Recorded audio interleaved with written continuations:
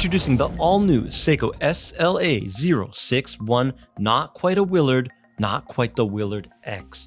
This one has a streamlined, flowing case that gives the watch a little bit more elegance, and it is, of course, the Uemura. We did review the first Uemura ever, SLA051. Now we got the 61. It has joined the Black Series.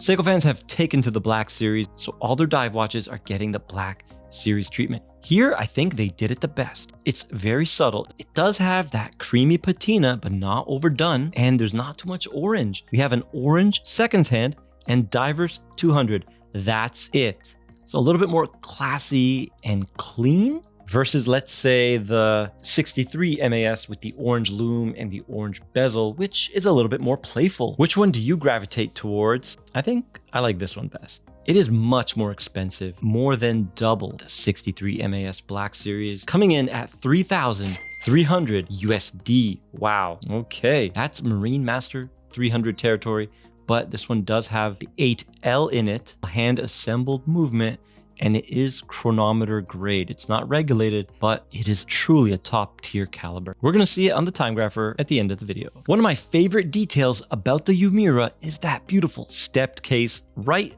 on top of the cushion. It has a gorgeous line that travels throughout the watch, right on that shoulder blade mid case. Beautiful, and it does wear slimmer than its size indicates because of that cushion.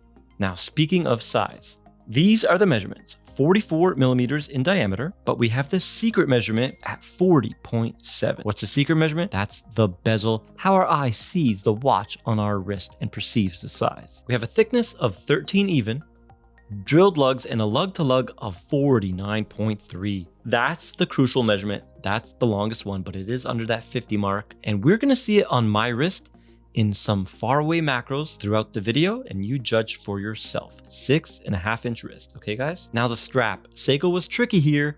They gave us a silicone strap, but it's not the same one that comes on the affordable, okay? You know how I know that? When I tried this one on, it felt extremely comfortable. So did this one, but this one was much more comfortable.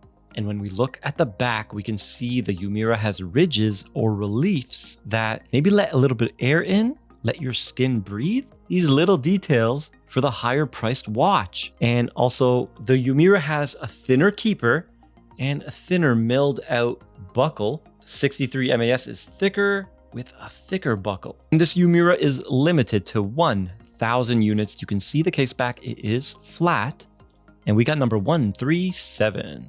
We have a flat sapphire on top, curved on the inside, so it is a single domed sapphire with anti-reflective coating. The crown is nice and big at 6.4 millimeters, and it screws down perfectly every time, giving the watch 200 meters of water resistance, ISO, wet tested, and certified.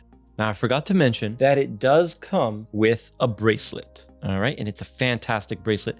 The finishing is excellent. It's oyster style, unfortunately. It does have a dive extension, twin button release, fully milled, and of course, it does have the super hard DLC diamond-like carbon coating. Okay, so no affordable PVD cheap paint spray. This is gonna be very durable. It is pins and collars, and just like the strap, it's 20 down to 18. All right, so the affordables come with 2 straps. This one comes with a strap and a bracelet. Now the dial does have texture, but you know what? It's so subtle. It's tough to see. I wish they made it a little bit more in your face. It's supposed to represent the seabed floor, the sands of the sea, okay? So that's what it's supposed to represent, and it's just tough to see. You need the right lighting, just the right lighting to get to it. I do love that we have the symmetrical lume because the date is at 4/30, all right? Printed chapter ring, the bezel, stainless steel, just like the affordables, and just like the affordables coated in black titanium carbon, but this one is a glossy finish. And now let's hear that bezel.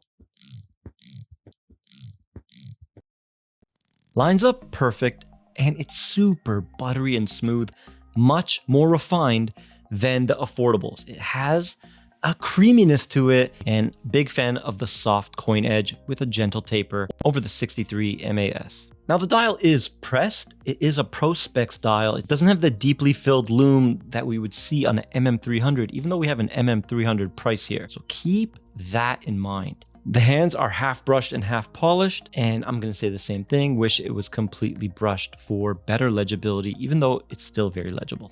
The weight on the bracelet is 185. On the strap, let's check it out.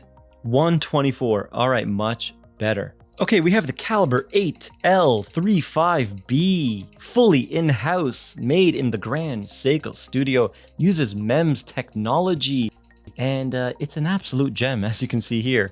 Seiko does not regulate these. These are plus 15 to minus 10 seconds a day, 26 joules, hack hand wind automatic with 50 hours of power reserve, and you get that smooth 28.8 VPH sweep.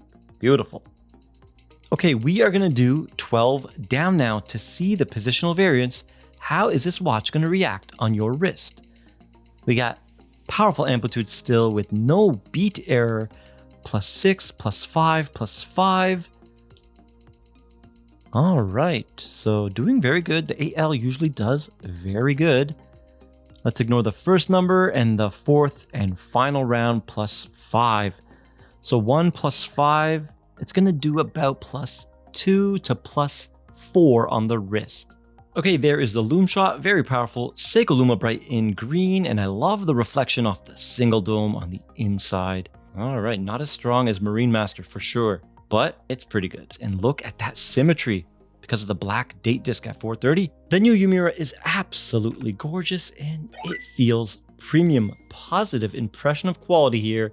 Love the bezel, the sapphire, the dial texture, the hand assembled movement. The bracelet, pretty good. This strap though is amazing. So comfortable.